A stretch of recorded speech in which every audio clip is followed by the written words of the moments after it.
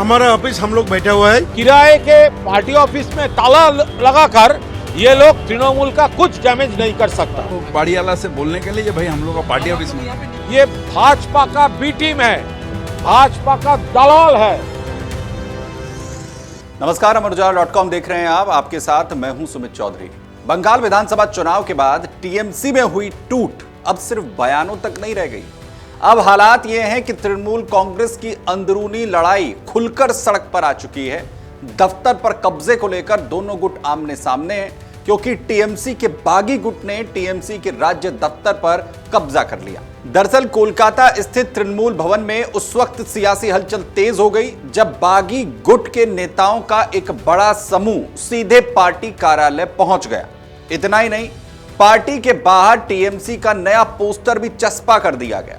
लेकिन बड़ी बात यह है कि जो गुट पहले ममता बनर्जी को अपना नेता बता रहा था, उन्हीं ममता की तस्वीर पोस्टर से गायब थी। इसके अलावा अरूप रॉय का नाम भी अध्यक्ष के तौर पर पोस्टर पर लिखा गया है। दिलचस्प बात यह रही कि इस पूरे घटनाक्रम से ठीक एक दिन पहले बागी नेताओं ने दिल्ली में चुनाव आयोग के अधिकारियों से मुलाकात की थी। इसके अगले ही दिन ऋतव्रत बनर्जी, फिरहाद हकीम, जावेद खान, संदीपन शाह और अखरुजमान समेत कई नेता तृणमूल भवन पहुंचे। उधर बागी नेताओं ने पहले बंद कमरे में बैठक की और फिर बाहर निकलकर पार्टी कार्यालय के मुख्य गेट पर नया ताला लगा दिया। इसके साथ ही तृणमूल भवन के बाहर नया बैनर भी लगाया गया। बैनर पर ऑल इंडिया तृणमूल कांग्रेस लिखा था, लेकिन सबसे ज्यादा चर्चा इस बात की हुई कि उसमें ममता बनर्जी की तस्वीर गायब थी। उनकी जगह अरूप रॉय का पार्टी अध्यक्ष के तौर पर नाम दिखाया गया। हालांकि कार्यालय के अंदर लगी ममता बनर्जी की तस्वीरों और उनके कटआउट्स को हटाया नहीं गया। हमारा ऑफिस हम लोग बैठा हुआ है। ये हमारा ऑफिस है, हमारा जिम्मेदारी है। यहाँ से पार्टी हम लोग आगामी दिन पार्टी का क्या कौन स्टाइल चलेगा, यहाँ से हम लोग तैयार करेंगे। इसलिए हम लोग आए हैं हमारा पार्टी ऑफिस में। अपना पार्टी ऑफिस में अपने आए हैं, इसमें क्या है? हम तो यहाँ आते ही हैं। पार्टी ऑफिस में आए हैं। चुनाव के बाद यहाँ पे एक नोटिस दिया गया था कि इसको जो है कि बंद कर देना चाहिए। इसलिए तो हम लोग आए हैं जो बाड़ीवाला से बोलने के लिए भाई हम लोग का पार्टी ऑफिस में। यहाँ पे नियमित बैठेंगे क्या? ये आपको ये निर्णय हम नहीं ले सकते। भाई बागी गुट का दावा है कि असली तृणमूल कांग्रेस वही है और इसीलिए पार्टी कार्यालय पर उनका अधिकार है। बागी नेता अखरुजमान ने कहा कि उन्होंने भवन के मालिक से बात कर ली है और अब मुख्य गेट की चाबी भी उनके पास रहेगी। उनका कहना है कि वो पहले भी इस कार्यालय में आते रहे हैं और अब दोबारा यहां आने में कुछ भी गलत नहीं है। बागी गुट का दावा है कि संगठन पर उनका नियंत्रण है और वही पार्टी के असली प्रतिनिधि हैं। गौरतलब है कि साल 2022 से यही इमारत तृणमूल कांग्रेस का राज्य मुख्यालय है।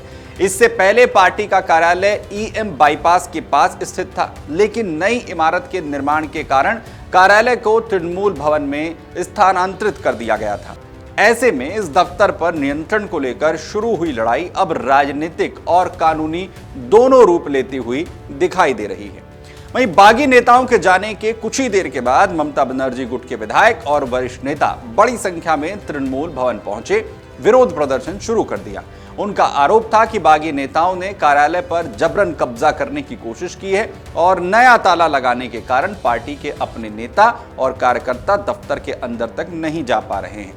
प्रदर्शन में कुणाल घोष, मदन मित्रा समेत कई युवा नेता भी शामिल हुए। वहीं टीएमसी विधायक कुणाल घोष ने इस पूरे घटनाक्रम को पार्टी के खिलाफ बड़ी साजिश करार दिया। उन्होंने कहा कि कुछ लोग तृणमूल कांग्रेस को कमजोर करने की कोशिश कर रहे हैं, लेकिन बंगाल की जनता और पार्टी कार्यकर्ता सब कुछ देख रहे हैं। वहीं ममता बनर्जी गुट ने यह भी सवाल उठाया कि जिन नेताओं को पार्टी से निष्कासित किया जा चुका है, वे चुनाव आयोग के सामने तृणमूल कांग्रेस का प्रतिनिधित्व कैसे कर सकते हैं। देखिए, आज जो लोग तृणमूल भवन में घुसकर ताला मार दिया है, उसके खिलाफ हम लोग पुलिस में party instruction wise legal step हम लोग कंप्लेन दर्ज किया है। अगर कोई पार्टी का एमएलए या लीडर है वो आ सकता है, लेकिन ताला मारने का क्या जरूरत है। लेकिन जो एक्सपेल्ड मेंबर्स है उसका कोई राइट नहीं है पार्टी ऑफिस में घुसने का। तो हम लोग पुलिस के रिक्वेस्ट किया था, मदन मित्र, वैश्वनाथ चटर्जी, मृत्युंजय पाल और पूरा हमारा जो तृणमूल कांग्रेस लीडर्स वर्कर्स जो है, हम लोग कोई इरेस्पॉन्सिबल बिहेव नहीं किया। जो ताला वो लोग दिया है वो हम लोग तोड़ सकता था, लेकिन एक भी इलीगल इरेस्पॉन्सिबल काम वो लोग किया है, हम लोग नहीं किया है।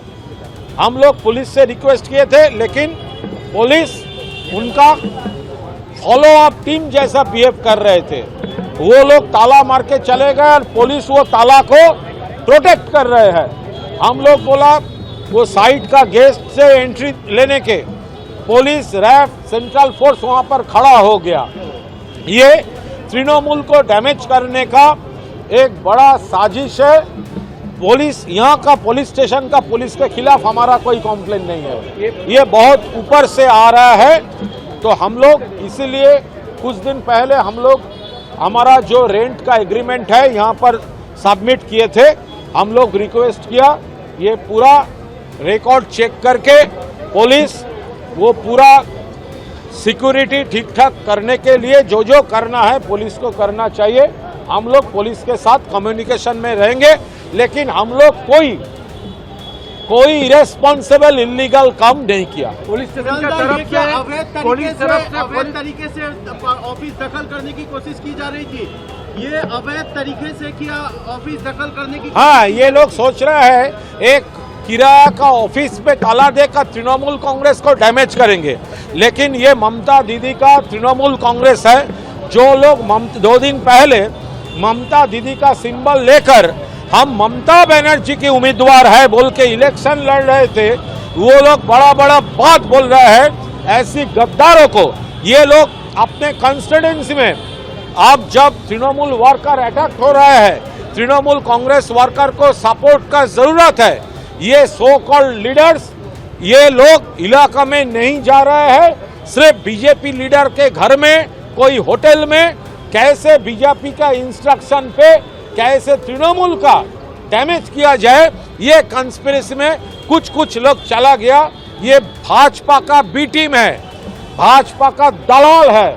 ये अपने वर्कर के पास सामने कंस्टिट्यूएंसी में ये लोग नहीं जा रहे हैं, ये सिर्फ बीजेपी को बातों में आकर ममता दीदी को सिंबल लेकर जीतने के बाद अभी बोल रहा है हम लोग ममता दीदी को निकल रहा है। बंगाल की जनता, तृणमूल वर्कर्स सब देख रहे हैं। एक किराए के पार्टी ऑफिस में ताला लगाकर ये लोग तृणमूल का कुछ डैमेज नहीं कर सकता। ममता गुट ने पार्टी कार्यालय पर कथित जबरन कब्जे की कोशिश को लेकर पुलिस में शिकायत भी दर्ज कराई है। अब मामला सिर्फ राजनीतिक नहीं बल्कि कानूनी लड़ाई में भी बदलता हुआ नजर आ रहा है।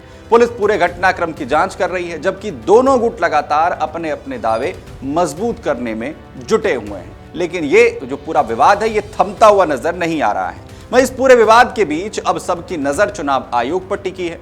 आयोग ने दोनों गुटों को 6 जुलाई शाम 5:30 बजे तक अपने अपने दावे और सबूत पेश करने के निर्देश दिए हैं। दोनों पक्षों को यह बताना होगा कि पार्टी का वास्तविक संगठन आखिर किसके नियंत्रण में है, संगठनात्मक चुनाव कैसे हुए, अधिकृत हस्ताक्षरकर्ता कौन है और पार्टी का वैधानिक नियंत्रण किसके पास है। और इन सभी दस्तावेजों की जांच के बाद चुनाव आयोग अगला फैसला करेगा। बंगाल की राजनीति में तृणमूल कांग्रेस की अंदरूनी कलह अब निर्णायक मोड़ पर पहुंचती हुई दिख रही है। चुनाव आयोग की सुनवाई से पहले पार्टी कार्यालय पर कब्जे की कोशिश, नया बैनर, नया ताला और नेतृत्व को लेकर खुले दावे इस बात को बता रहे हैं कि यह लड़ाई अब सिर्फ संगठन के भीतर नहीं बल्कि सार्वजनिक तौर पर कानूनी मंच पर लड़ी जाएगी। और अब यह देखना होगा कि चुनाव आयोग किस गुट को असली तृणमूल कांग्रेस मानता है।